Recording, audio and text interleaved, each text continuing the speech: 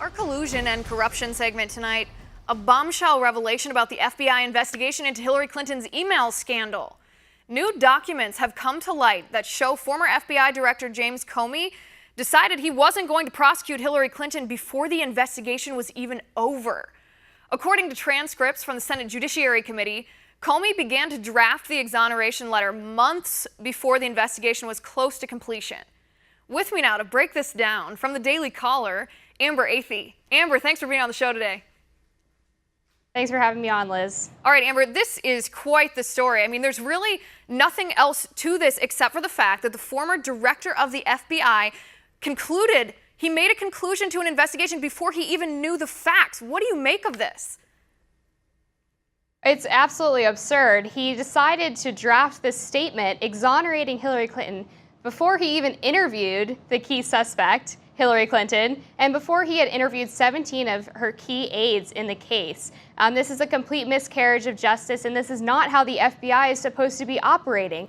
The FBI is supposed to gather all of the facts and all of the evidence, interview all of the witnesses before they make conclusions. And in this case, it seems like it went the other way around. So there definitely needs to be an investigation into this. I hope that Senators Grassley and Graham, who released this information, will follow up with Comey and see what exactly was going through his mind when this happened. Right, and by the way, this information, for our viewers' edification, this is via transcripts from the Senate Judiciary Committee. This is straight from Congress itself saying that this was exactly the case. I mean, I don't understand. Perhaps this is elementary or rhetorical. I'll let you decide that. But how could he possibly decide what Hillary Clinton had done and whether it was right or wrong, or whether it contained the elements of a crime, before he'd actually talked to the woman herself? And I think the most concerning part about this is that it really calls into question Comey's credibility, because when he went in front of the Senate in June, he said that he decided to come public with his exoneration of Hillary after the tarmac meeting between Bill Clinton and Loretta Lynch.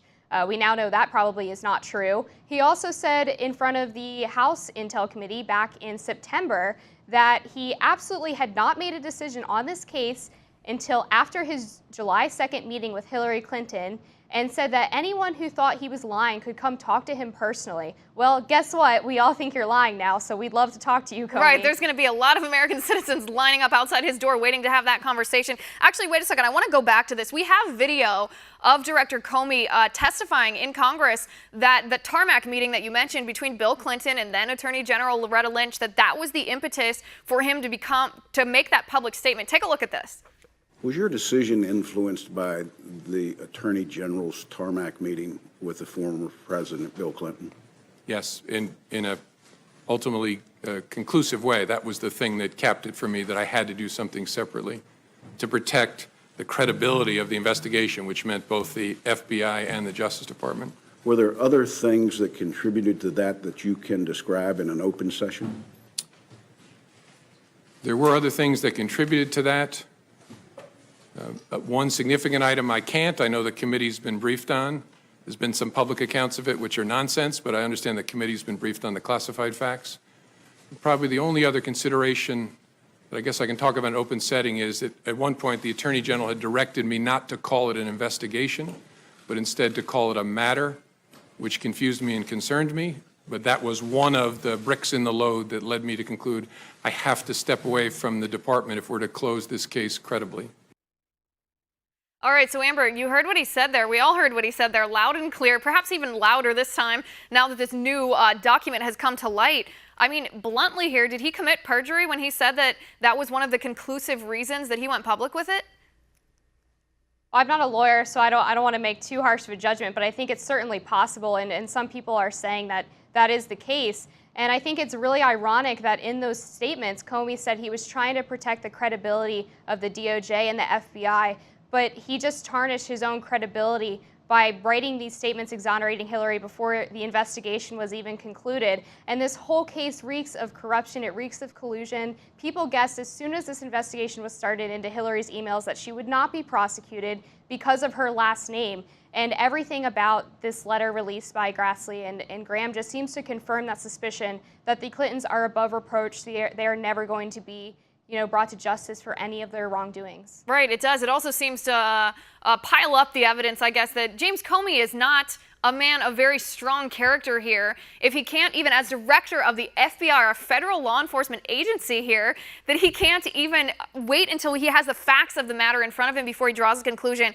But let me ask you about credibility in a slightly different realm here. So we have this investigation into the Russia-Trump collusion nonsense that's headed by former FBI Director Robert Mueller, who was a beloved colleague of James Comey for a long time. But Mueller's appointment as a special prosecutor, special investigator, was actually instigated because James Comey started talking about that. He secretly, through back channels, released information about the notes that he took on that meeting that he had with President Trump.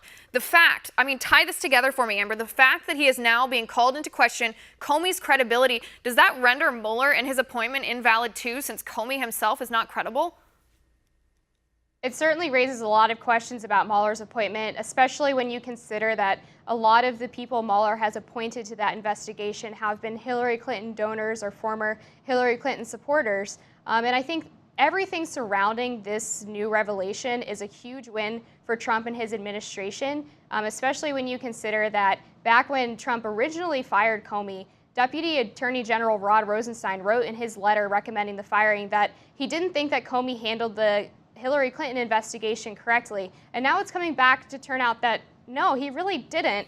And so that makes you wonder what exactly is going on in this Russia investigation. Is this, another case where we're going to find out that someone is not credible and is not handling this investigation or has already made conclusions before they've even gathered the facts? Yep, you're exactly right. Well, it's vindication in a sense for President Trump, who made those claims so long ago and then got hacked by the media. It also, I think, renders the article that was released today that said that Mueller and his team got hold of the original draft of the letter that President Trump wanted to send to James Comey about why he was going to fire him.